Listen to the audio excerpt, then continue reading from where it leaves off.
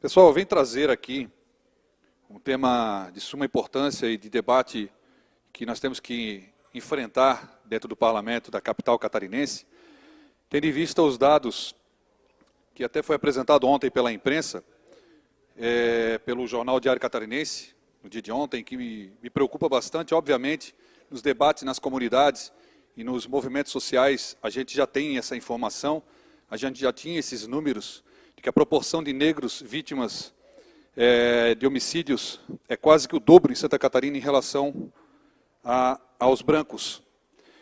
E esses dados, no tocante à questão realmente que é discutido nessa matéria, que ainda ela ainda precisa até, quero parabenizar o Diário Catarinense pela matéria, de ter até um dos entrevistados, o nosso amigo advogado e um grande parceiro do nosso partido PDT, José Ribeiro, que já foi do movimento negro de Santa Catarina. Ele deu a entrevista também, e ontem até nós estávamos conversando rapidamente de que a matéria ficou boa, mas ela precisa se aprofundar mais, precisa trazer mais dados específicos e conversar principalmente com as comunidades em relação à falta de oportunidades, falta de políticas públicas que a comunidade negra, as comunidades mais carentes, periféricas do nosso país, não diferente na capital catarinense, em Florianópolis, eles enfrentam diariamente. E esses dados aqui da pesquisa, que foi levantado pelo Atlas, a pesquisa também mostra que a proporção de mortes entre a população negra no estado quase dobrou nos últimos anos. A taxa era de 11,6 mortes a cada 100 mil habitantes em 2013, vereadora Carla, e cresceu anualmente até o patamar observado em 2016 de 22,4 óbitos. De 11,6 para 22,4 óbitos a cada 100 mil habitantes. Mesmo que a Secretaria de Segurança do Estado, através do secretário Alceu, doutor Alceu, que ele falou que ainda não tinha analisado esses números ainda com a sua equipe, mas que proporcionalmente a outros estados, como São Paulo, Santa Catarina estar bem, que pese esteja bem nesses números, mas são números assustadores. São números que nos deixam bastante preocupados, e até mesmo colocado aqui, muito bem colocado pelo José Ribeiro, que faz bem essa defesa, que além da luta permanente de cobrar do Estado políticas que minimizem o estigma da população negra, Ribeiro destaca que a consolidação das organizações criminosas trouxe à tona o desafio ainda maior. Abre aspas. Cada vez mais jovens ingressam no tráfico. Nesse grupo onde está se inserindo essa massa populacional periférica e de grande vulnerabilidade, a pena capital é muito tranquila de executar. Matam de forma aleatória, sem critérios. Se o Estado não proporcionar educação, saneamento, infraestrutura e lazer, não há perspectiva de mudança. Aqui ele bate justamente na tecla do que nós aqui temos que trazer como debate. Qual a solução? O que o Estado tem feito para minimizar esses impactos? O que nós podemos fazer através do debate no parlamento da capital? Quais os grandes projetos hoje que tem e que o Estado pode ofertar aos jovens das comunidades periféricas da nossa cidade, que na sua grande maioria, a comunidade negra que fica à mercê de oportunidades, seja na cultura, seja no esporte, a gente vê as diferenças todo dia em Florianópolis, é um grande exemplo dessas diferenças. Mais 8 minutos. Obrigado, vereador presidente. Vereador Herádio. Basta a gente olhar para bairros como Jurerê Internacional, com a sua infraestrutura, e olhar uma Chico Mendes, Monte Cristo, com a falta de estrutura. Basta olhar para a Beira-Mar Norte, que a cada dia ganha novos equipamentos de lazer, como quadras de esportes, pista de caminhada, ciclovia, canteirinho, florzinha, trocada todos os dias. E nós não vemos isso na Vila União, no Morro do Mosquito, ou na periferia aqui, como a gente tem mais próxima, e que tanto se fala, o nosso bairro da Tapera.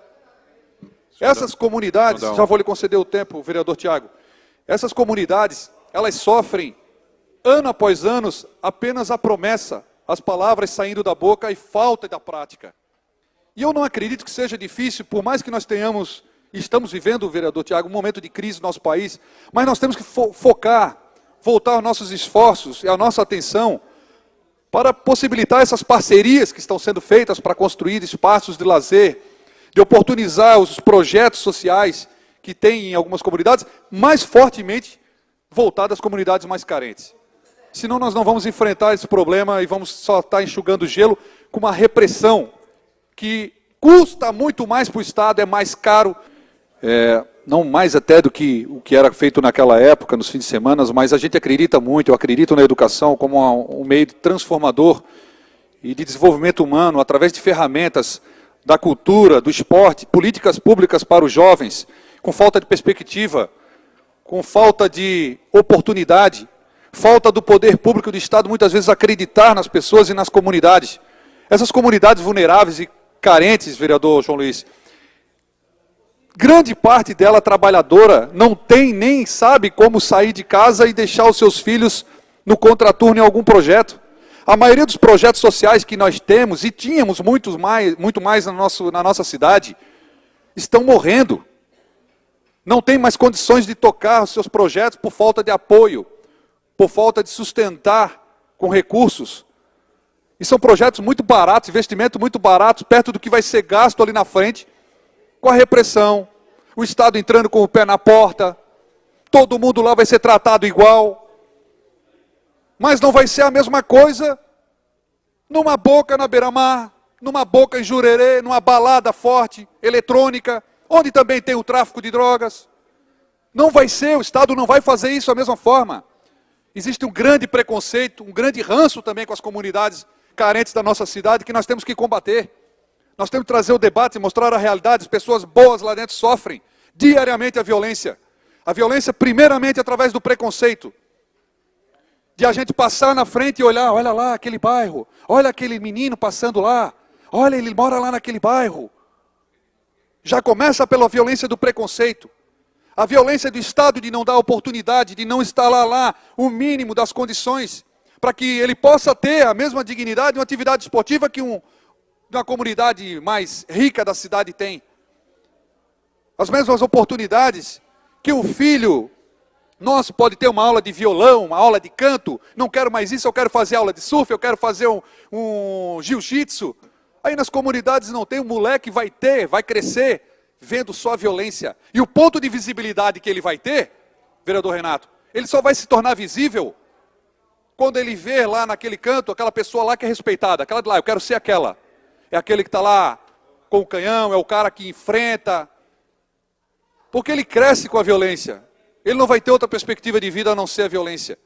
E só combatendo na raiz, e eu acredito muito nisso, como outros líderes da nossa nação acreditaram, e eu sigo exemplarmente isso, de acreditar na criança, acreditar na futura geração, acreditar que é possível sim, que é possível fazendo justiça social, distribuição de rendas, mas acima de tudo uma educação forte, investimento pesado, maciço, com muito mais força nessas comunidades carentes, que onde grande parte da população é comunidade negra, que sofre.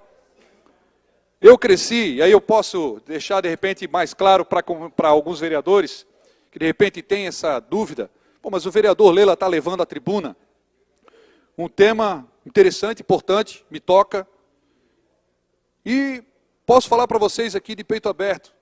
Eu nasci na Cachoeira do Rio Tavares, onde eu moro hoje ainda, vereadores, alguns conhecem muito bem, e numa comunidade de 85% a 90% de negros.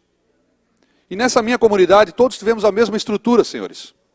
Familiar, meus amigos de infância, que me acompanham até hoje, são meus amigos até hoje, me acompanham e me ajudam na luta diária de cobrar essas questões sociais, tiveram a mesma oportunidade, o mesmo professor, a mesma igreja do bairro, o mesmo conselho comunitário, o grupo jovem, dona, nossa querida Linda que está acompanhando aqui a gente, e que eles não conseguiram alcançar, a gente viu isso de perto, 30 eles segundos. sendo desrespeitados muitas vezes, comigo junto, e eu acompanhei e testemunhei isso, e a diferença está realmente no preconceito, sim, está no preconceito que nós temos, sim.